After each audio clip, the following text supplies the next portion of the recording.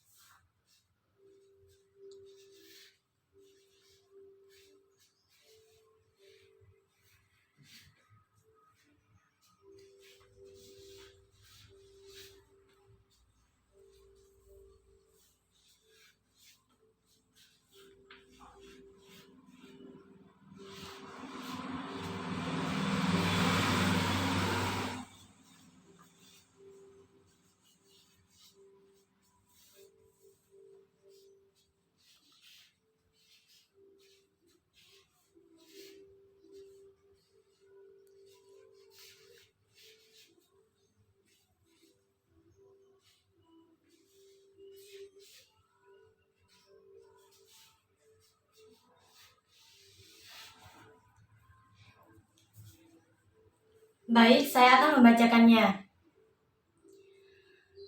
A'udzu billahi minasyaitonir rajim. Bismillahirrahmanirrahim. Ud'u ila sabili rabbika bil hikmati wal mau'izatil hasanah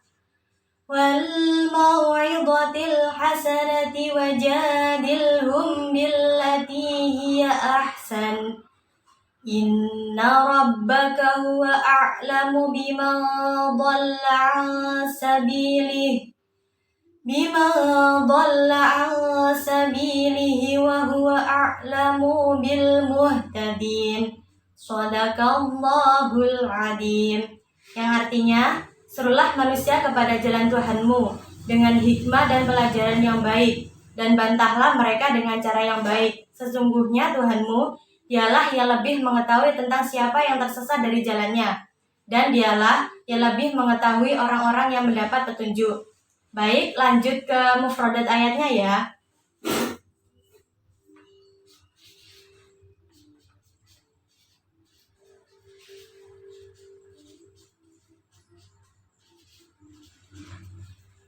Yang pertama yakni ud'u, yang artinya serulah. Yang kedua, ila sabili, yang artinya kepada jalan. Yang ketiga, Rabbika, Tuhan kamu. Yang selanjutnya, bil hikmati,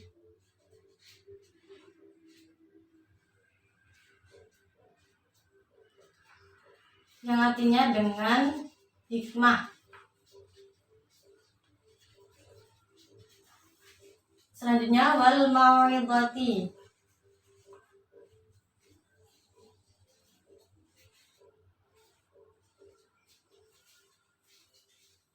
dan pelajaran. Yang selanjutnya yaitu al hasanati,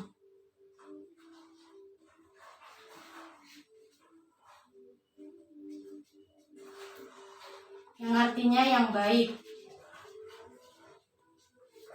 Yang selanjutnya wajadilhum, yang artinya dan bantahlah mereka. Yang selanjutnya billati, yang artinya dengan yang. Yang selanjutnya hiya, yang artinya dia. Selanjutnya yaitu ahsanu,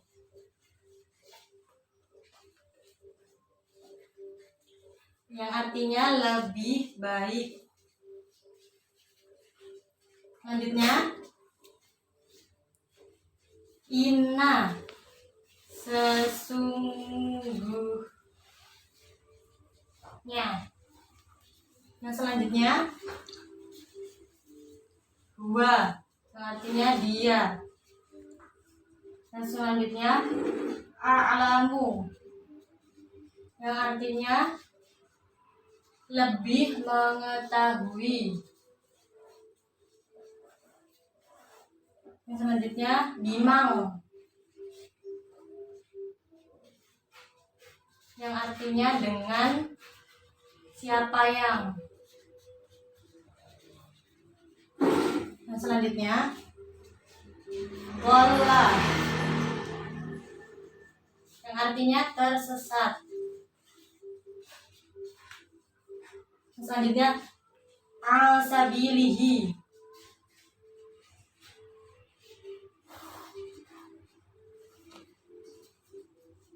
yang artinya dari jalannya. Yang selanjutnya wa huwa, dan dia. Yang terakhir bil muhtadina,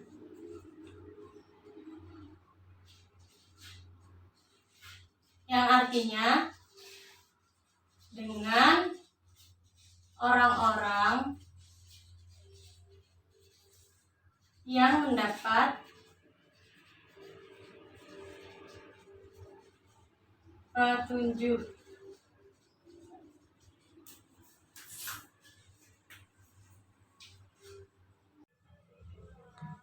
Selanjutnya asbabun nuzul ayat. Para mufasir berbeda pendapat mengenai asbabun nuzul surat An-Nahl ayat 125.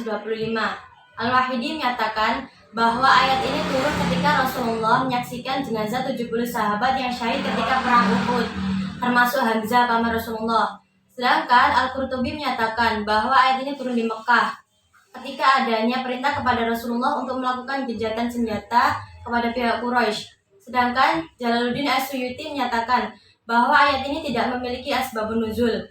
Menurutnya, surat An-Nahl yang memiliki asbabun nuzul hanya ayat 1, 38, 41, 83, 91 sampai 92, 103, 106, dan 126 dari 128 ayat.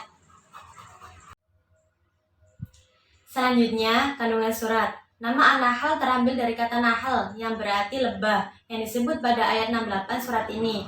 Kata tersebut hanya sekali disebutkan dalam Al-Quran, yaitu pada ayat tersebut. Ada juga yang berpendapat bahwa surat ini dinamai Al-Ni'am karena di dalam surat ini disebutkan banyak kenikmatan Allah yang telah diuraikan, seperti hujan, tumbuhan, buah-buahan, matahari, dan lain sebagainya. Adapun kandungan surat An-Nahl ayat 125 antara lain. Yang pertama, perintah Allah Subhanahu wa taala kepada Rasulullah untuk menyerukan perkara yang hak dan yang batil.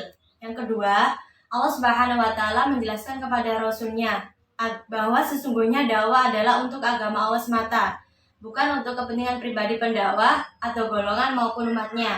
Yang ketiga, Allah Subhanahu wa taala menjelaskan kepada Rasulullah agar berdakwah dengan hikmah. Yang keempat, Allah Subhanahu wa taala menjelaskan kepada Rasulullah agar dakwah yang dijalankan dengan pengajaran yang baik, lemah lembut dan menyejukkan sehingga dapat diterima dengan baik. Yang terakhir, nomor 5, Allah Subhanahu wa taala menjelaskan bahwa apabila terjadi perdebatan antara kaum musyrikin atau ahli kitab, hendaknya Rasulullah membantah mereka dengan cara yang baik. Selanjutnya, implikasi di kehidupan sehari-hari. Mengajak berbuat baik atau taat kepada Allah Subhanahu wa taala hukumnya wajib sekaligus sunnah. Wajib sebagaimana adanya ayat tersebut dan sunnah karena merupakan misi Rasulullah Shallallahu alaihi wasallam. Contoh implikasi di kehidupan sehari-hari yaitu ketika kita mengajak seseorang untuk melaksanakan sholat 5 waktu, pesan yang kita sampaikan harus dengan penuh hikmah, bukan cacian atau tindakan fisik. Bahkan ketika seseorang tersebut membantah, maka bantahlah mereka dengan cara yang baik, bukan mengedepankan emosi. Dengan demikian, tugas kita hanyalah menasihati, menuruti nasihat atau malah sebaliknya bukan menjadi urusan kita. Karena hanya Allah Subhanahu wa taala yang benar-benar mengetahui orang yang sesat atau tidak. Dan Allah Subhanahu wa taala pula lah yang berhak memberi petunjuk. Mengenai mengajak kepada ketaatan harus dilakukan sesuai dengan kemampuan. Kalau orang yang kita ingatkan dikhawatirkan akan menyakiti kita, maka hal tersebut tidak harus dilakukan. Akan tetapi, jika orang yang kita ingatkan tidak membahayakan, maka hal tersebut harus dilakukan. Pada intinya, mengajak kepada ketaatan harus dilakukan dengan penuh hikmah. Jika harus bertukar argumen, maka lakukanlah dengan cara yang baik.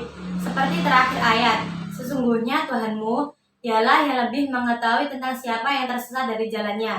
Dan dialah yang lebih mengetahui orang-orang yang mendapat petunjuk. Itu saja yang dapat saya sampaikan. Mohon maaf apabila ada salah kata. Wassalamualaikum warahmatullahi wabarakatuh.